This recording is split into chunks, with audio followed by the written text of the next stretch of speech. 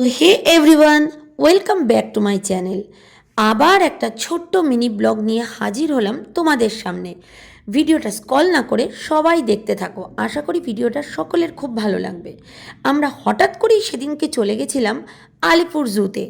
আর সেখানে যাওয়ার আগে আমরা আমাদের পেট পুজোটা খুব মনোরঞ্জন করে নিলাম।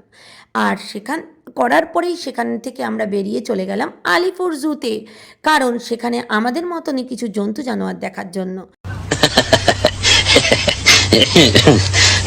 আর প্রথমে হরিণ দিয়ে শুরু করে তারপর গেলাম ভল্লুক, ভল্লুকের পরে কুমির, কুমিরের পরে আমরা ময়ূর, ময়ূর দেখার পরে চলে গেলাম কিউট কিউট কিছু পাখিদের কাছে।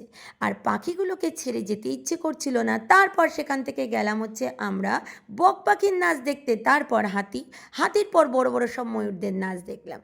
তারপর সেখান থেকে চলে গেলাম জলহস্তির কাছে, তারপর শিয়াল, আর শিয়ালের দৌড়াদৌড়ি দেখে আমরাও দৌড়তে দৌড়তে সাদা বাঘ মামার কাছে চলে গেলাম।